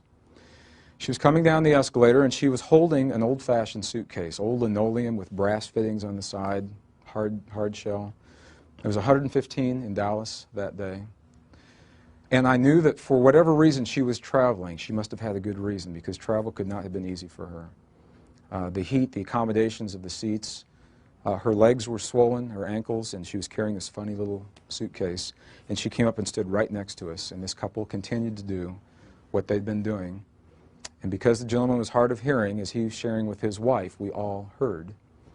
As he said to his wife, "Look at that woman, isn't that terrible? Why doesn't she do something with herself? She should be ashamed of herself for coming in public like that." Now this is one of those rare opportunities. I was here, the couple was here, and the heavy woman was here. And I believe on an unspoken level, she consented to me looking at her eyes, because she looked right at me. So I looked into her eyes, and she never said a word, and that's how I know that she heard everything that happened. She never said a word. And while we were waiting for that train, tears welled up in her eyes. And I could see she was really fighting just to hold it back, and her face got very red. She'd been hurt by what she'd heard. We got in the train, the couple sat next to me, and I spoke with them, and they were really a nice couple. They were not malicious. I don't think there was a malicious intent. It was just a very unconscious thing that they had done with themselves. And in that moment, what I knew was that the three of us had had a rare opportunity. The woman had had the opportunity to hear herself judged. The couple had had the opportunity to judge someone else, and I had the opportunity to witness. Both of these stories illustrate the seventh Essene mystery of relationship. And it's the mystery of allowing for perfection in the imperfections of life. The young woman that lost her life, my question is, what standard was she holding herself accountable to that made her feel that she was imperfect and must change the body that she was given in this life to accommodate? What standard? What did she use as a yardstick? The couple that saw this large woman, me describing her as a large woman, to you right now. Until you compare your experience or your life to an external reference, how can it be anything other than perfect? And my question to you is to please be aware of what it is that you hold yourself accountable to. What do you use as your yardstick in life? How do you know when you've succeeded or failed at something in life? I could share with you a sheet. We could do this. I could give you a sheet, and I could give you a list of criteria, and I could say, tell me about your athletic capabilities, your academic capabilities, your capabilities in communication, in romance. That's always a good one. Are you a good lover? Tell me about all these things. And I'd give you about 15 seconds to give me an answer, because it doesn't make any difference what you answer. If you see yourself as anything other than perfect, what have you compared yourself to? How do you know that you are doing anything other than perfection until you reference outside of yourself? We were talking about this yesterday. I went back into the video room to see what this tape looked like. And they were reluctant to let me see it, because there was a sense that I may judge myself on the screen. As I live this mirror, if I am giving you the best I can do in this moment until I compare myself to someone else, this is perfect, and this is what this moment is. This is, for the Essenes, the most subtle, because we are so quick to judge ourselves, and we are our own most difficult judges. So what I'll say to you is I'll invite you to look at your life, look at the places in your life where you sense that you're not happy with yourself. The only way that can happen is if you've not done your best, or if you have done your best and you've compared it to someone else. What do you use as your yardstick? In our culture, what is our yardstick? We're compared to this man. You know what this man said when he was here? He said, you think the things I'm doing now are cool, wait till you see what you're about to do in 2,000 years. I'm paraphrasing a little bit. He said, don't hold me. Don't hold me on the pedestal. He said, you are far, far greater than I as you realize the power that lives within you. The power of thought, feeling, and emotion, and what you'll do with it. So that's the seventh Essene mirror of relationship, the mirror of perfection. Well, these 7 mirrors of relationship, powerful mirrors, powerful insights into why we have lived the kinds of lives and had the relationships that we have had. The Essenes remind us that we will all go through each of these mirrors at some point in our lives, whether we recognize them or not. Often we'll go through many mirrors simultaneously. That's the masters that we are. That's the masters that we become in this lifetime, is that we move through the mirrors and we move forward with life each day possibly without even recognizing why we're doing these things.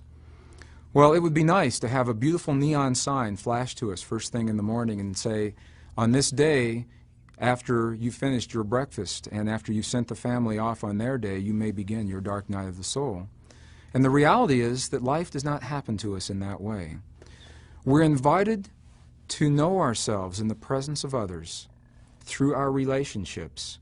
And as those relationships are reconciled, we become the benefit of that healing. And it is that benefit that we carry with us through the waking dream of life as we walk between the worlds of heaven and earth.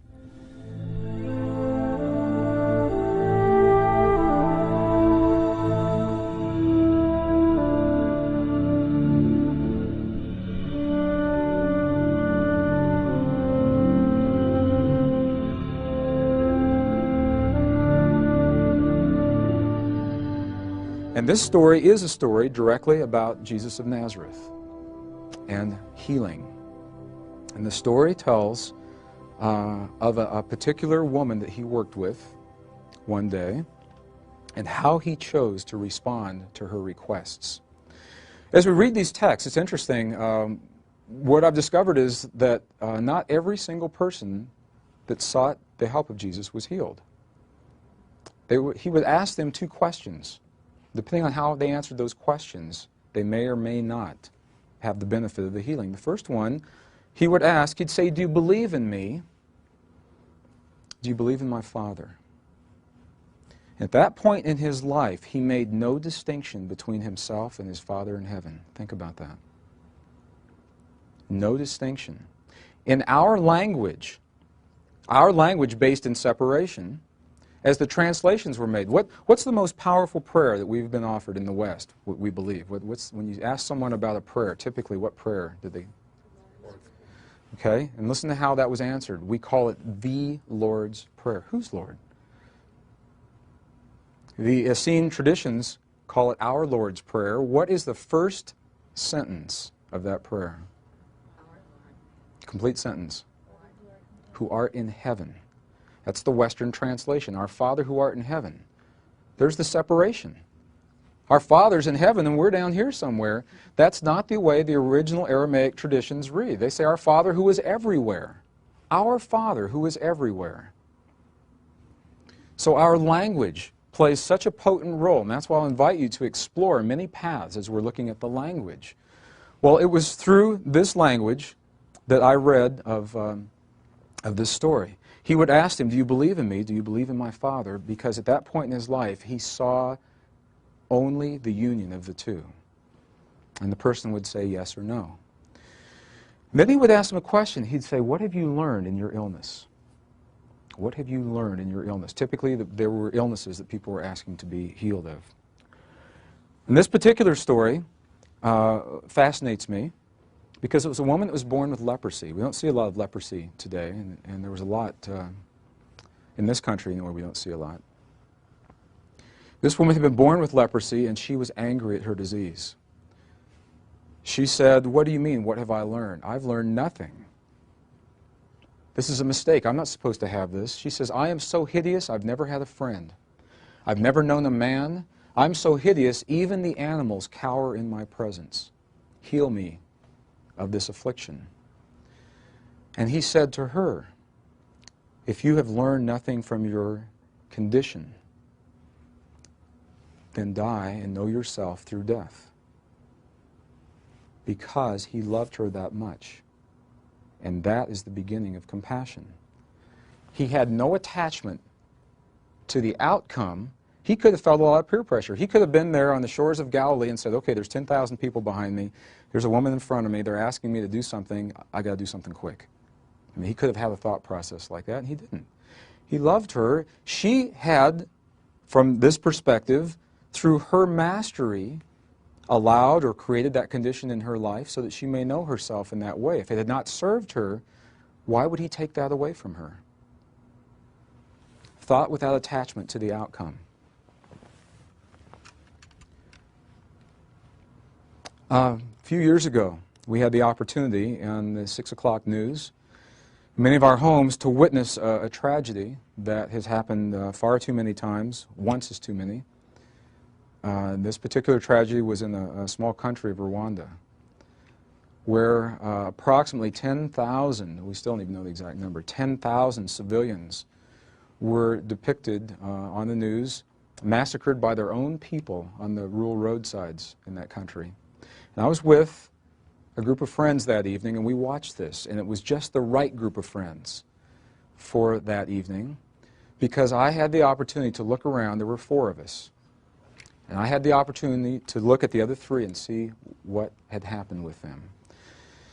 So as the reports went on, there was a woman that was in the living room, and I asked her, I said, "How do you feel about this?" She was enraged. She said, "This is ridiculous." She was pounding her fist on the coffee table. A lot of fist pounding in these stories. She said, "When are we going to stop this? When are we going to send the Marines to kill the soldiers that killed the civilians so there isn't any more of this going on? Why don't we stop this?" There was another gentleman who was in the living room. And he had just kind of gotten into the New Age thoughts. And I asked him what he felt about it. And he said, "About what? The Rwandans?" He said, "They knew that was going to happen." He said, "That was their karma. They knew on some level when they came in this lifetime they were going to die that way." And he said, "There really is no death anyway. It's about 6 o'clock. You want to get a bite to eat?" And he felt nothing. And there was a third woman who'd gotten up and walked into the kitchen. And I followed her in and I said, "What did this program mean to you, what you saw tonight?" And she turned around, she had tears in her eyes, and she said, "I don't know." She said, "I don't want the soldiers to die, because that's the same kind of thinking that led to the deaths in the first place." She said, "I don't think we should go in and send in the Marines, and I just don't want any more people to die." She said, "I miss those people, even though I never knew them. I feel different in my world because I know now that they're no longer here." That's the beginning of compassion. The first woman was in polarity. She was angry. She was in the same polarity that allowed that tragedy in the first place. The second gentleman was in denial.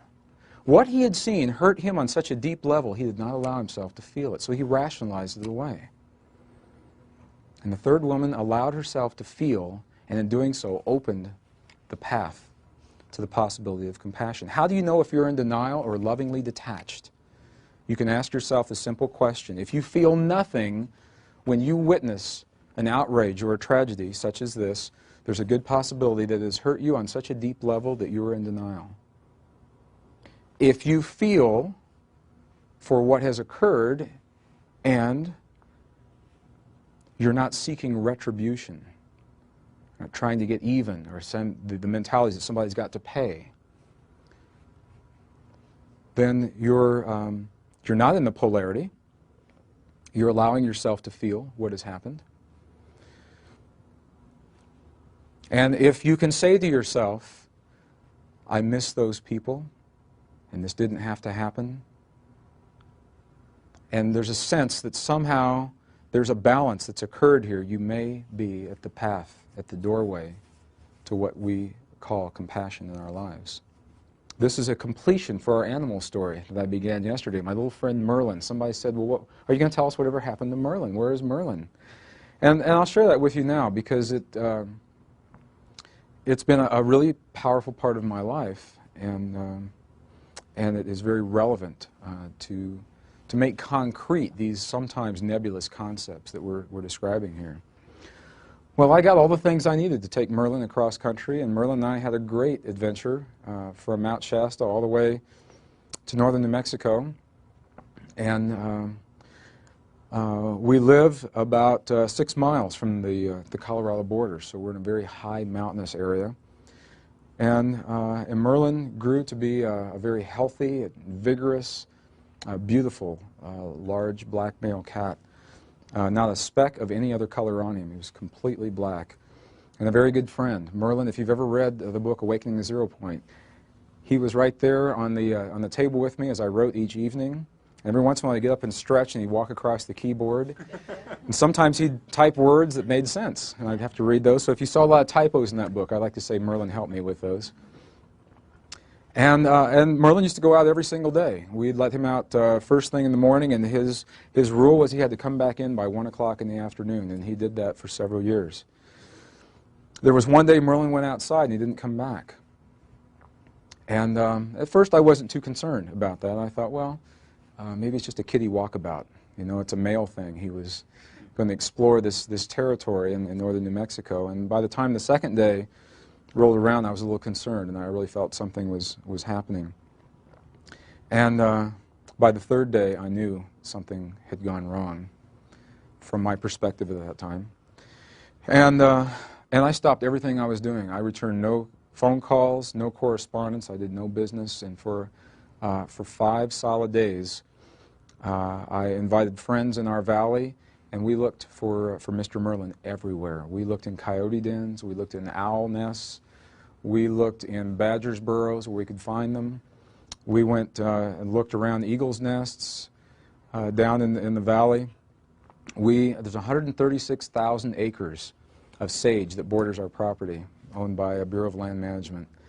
It's fenced off, and we'd walk from one end to the other and tie off a piece of ribbon, take 3 steps over and walk back so we could scour every foot of the fields. And after a few days, I really had this feeling inside that something was terribly wrong. And I felt like he was alive and maybe he'd fallen into a well and needed some help, or he was in an old abandoned building, or he was in a hunter's trap, or something had happened. And one morning as I was laying in bed, the sun had not come up yet, and it was light. It was about to come up. And I asked for a sign, and I simply said, Father, I asked for the sign. Is my friend Merlin alive? Does he need me, or what's happened? And I didn't even get the sentence out of my mind. I hadn't even finished that sentence yet, and something happened. It had never happened before. It's never happened since.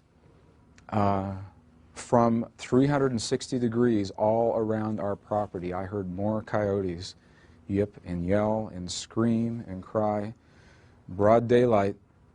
And then as soon as they, just as suddenly as they began, they stopped. And I knew in that moment that Merlin was no longer with me, and that he'd been taken by a coyote. Well, I got up that morning, drove a truck down the road, and something very odd began to happen. There were coyotes everywhere in broad daylight. There were young ones and old ones, and they were walking in 2s and 3s. They walked in the road right in front of my truck. They were all over my property. And normally you'd only see them maybe very early in the morning or at dusk. You typically did not see them in broad daylight.